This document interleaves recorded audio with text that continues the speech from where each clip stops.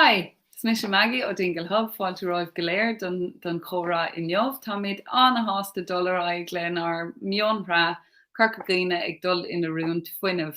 Agus fa cuaig seachtainna be mi de kaint le ambassadori ó Thionscadal carcagaine le ESB Networks, agus beg teag oscailte fiúla gain chun léargus a gáil chuna san na Breen na technoliaachtaí seo, cén tonachar atá ag an technoliacht ar an saoil na dúchlánacha agus cóirla atá acu agus sin é. So beg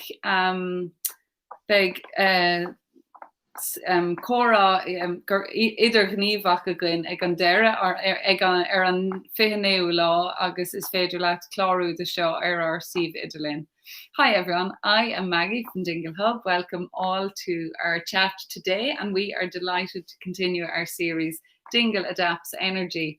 And so basically over 5 weeks we are chatting to Dingle project ambassadors, having basically a virtual open house to kind of get an idea of what it's like behind the scenes, what it's really like to live with renewable energy technologies, to see the impact, the challenges and advice that we can get from people already on their journey for renewable energy. So I'm delighted to have Claire with us today. And Claire is the Community Engagement Manager for the Dingle project. So Claire, if you could tell us a bit about the Dingle project, and thank you for being with us today. Oh, McElligott, Maggie. Okay, so my name is Claire McElligott and I work with ESB Networks. And as Maggie said, I am the Community Engagement Manager for our Dingle project. And the Dingle project is one of our flagship innovation projects, and it will oversee the rollout of a broad range of renewable energy technologies across the peninsula. So things like solar PVs, battery management systems, air source heat pumps, smart EV chargers, electric vehicles, and home energy monitoring devices. So really it's like, what is the home of the future going to look like? And we've just pulled up a little slide there, and that will give a visual. So, we're rolling out these technologies across the peninsula, and we're working with the community who will be testing and trialing these technologies on our network. And the results of these tests and trials will then help inform ESB Networks on the design of a resilient low carbon electricity network of the future. I guess we're also putting on devices on the electricity network to enhance the reliability of the network. And in the context of the expected increases in the electrification of heat and transport by 2030. This is really important because people are going to become more dependent than ever before on electricity to keep their cars on the road and their homes warm.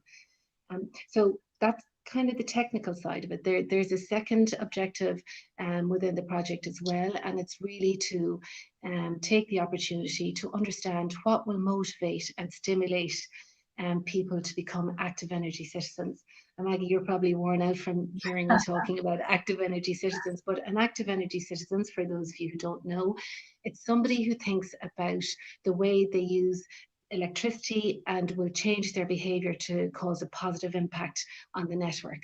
So we're working with MARI, the Marine and Renewable Energy Institute, who are the SFI Research Centre in UCC. And they're the experts in in this field. ESB Networks, our skill is engineering. So they're working with us for the duration of the trial, and they're going to be monitoring the engagements within the project, and also looking at the people, say like our ambassadors, our project ambassadors and our electric vehicle ambassadors, and journeying with them through the project to see if what we're doing within the context of our project will change behavior and hopefully start them on the road to transitioning to low carbon. So that's kind of the project in a nutshell. And sorry, just when did it start actually, that project? Yeah, so the project, it officially launched in April 2018. And I joined the team then in September of that year. So we had to kind of hit the ground running, and lots of engagement plans, but it was great. Great. And can you tell me why? So obviously ESB Networks had this idea to trial all the technologies. Why was Dingle picked as the place for it to be, the trial to be run? Okay, well, I guess there are a number of reasons, and first of all, like it's the southwest of Ireland, it's really exposed. You've got the full wrath of the Atlantic winds coming in there to doing Queen. So we reckoned if we could make the technologies work in Dingle, we'd get them to work anywhere. So that's number one. Number two. Um, Dingle, we've got about 7,500 homes, farms, and small businesses connected to the electricity network. So it's mostly a rural community, but pre-COVID, the peninsula would have seen about 1 million visitors a year. So, we would see our electricity flex up and down. So that kind of an environment was really good for our trials. And I guess the other really important factor as well is that there was a very mobilized, I suppose, energy transition sustainability initiative going on in Dingle. So we knew that we'd get willing participants if we came to Dingle. So that's why Dingle. Brilliant. It does make sense, the wild Atlantic rolling in here and the wind. So tell me a bit about your role with the project and what you have been doing since you started in September 2018. Okay. I guess from the outset, ESB networks are very clear that the challenge of enabling a low carbon Ireland powered by clean electricity, it cannot be delivered without extensive engagement and innovation and collaboration, with a broad range of stakeholders, and the most important being our the community. So they dedicated a full-time community engagement manager to the role of Dingle. And I guess when we came in initially, as I said, we kind of, I came in, I had to hit the ground running. So we were kind of like, well, how will we engage with the community? How do we build trust? And how do we get the right people to work with us? So we looked at a number of different initiatives, and I guess the first and really important one for us was to establish a relationship with the Dingle Creativity and Innovation Hub, so yourselves, Maggie. And this really, I suppose, this partnership allowed us to solidify our presence early on in the project, and it also allowed us to build on the relationships that were already established by the hub. So that was really, really important, that we weren't just coming in, strangers coming into the peninsula, that, we had the relationship with the hub, and, there was an element of trust there from the beginning. So partnership, having a partnership in place with the hub, and then I guess looking out into the broader community and the different, I suppose, groups of people that we wanted to get involved. So like, you've got so many lovely events down in Dingle, and you can see from that slide that I put up there, I know it's really, really busy, but it'll give a flavour of the kind of things that we were involved with pre-COVID, and then I guess we had a different plan of action, once COVID happened. But like from that slide there, you can see, we had Féile na Bealtaine, beautiful festival every April down on the peninsula. We had the Energy Master Plan launch. We looked at the LED bulb, we supported the LED bulb exchange night. We had schools involved with us. Say when we had a marquee, I'd say people are sick of looking at the ESB network Dingle marquee wheeled up outside every event, in the town. But that was really good, because it allowed us to meet with people on the ground, have people come in, ask questions, because people didn't really know what we were doing at the beginning, and it was important to be honest and upfront with, I suppose, what we were trying to do and address any questions that the community had. So all of those things, I think, supporting the local events, supporting energy initiatives, having our, say, the relationships with yourselves, and then being part of the Dingle 2030 stakeholder group as well, like working with a number of different stakeholders, coming from very different places. It makes you think differently around, you know, how you do things. And I think like that collaboration and working together, it's just been fantastic over the last 2 years. And I've certainly learned a lot, and I hope the others have from our project as well. So, you know, working with that particular group, you know, there's one of our ambassadors has set up a farming sustainable energy committee, you know, being part of that group. So it's really trying to embed yourself within the community. But I think the most successful initiatives that we did was our project ambassador program. And I guess, you know, we were very clear from the outset that we needed, I suppose, strong people working with us who would share their story and was, you know, were representative of not just the people or the community in Dingle, but society and people, and, you know, like regular people like ourselves, you know, to work with us and test all those technologies that I was talking about earlier. So if I talk a little bit, we actually spent a bit of time trying to get the right people. So when I came in September, there was an expressions of interest issued via local press, on the radio. We did online surveys for people to I suppose to send in, you know, give us a little bit of background about their, I suppose, their demographic and their situation and why they wanted to be part of the project. We did telephone interviews. Jesus, this sounds like as if they were applying for the CEO job, but we did telephone interviews. We did group sessions where we invited individuals in. And you know, it gave them an opportunity to meet us, and us an opportunity to meet them, and then we shortlisted. And now that was the hardest bit out of the whole lot. We had 65 people in total apply, so we had 5 ambassadors, and we have 5 amazing ambassadors now working with us on the project. And they represent the farming community, the hospitality sector. We've got an electrician in there, we have a part-time teacher, and then we have a remote worker who works with the World Health Organization. So a nice mix in there. And I think, you know, that ambassador program, the time that we took to go through that process in terms of the selection, you know, giving them the technology, and now looking back, you know, 2.5 years later, like watching their journey from the start to where they are now, when we were all, as my son would say, noobs, like we knew nothing about like battery management systems or air source heat pumps. And now watching them and like really getting under the bonnet of the technologies to understand, right, I have my air source heat pump, my battery's just after going in, my solar's there. How do I work? How, first of all, what does everything do and how do they work best together?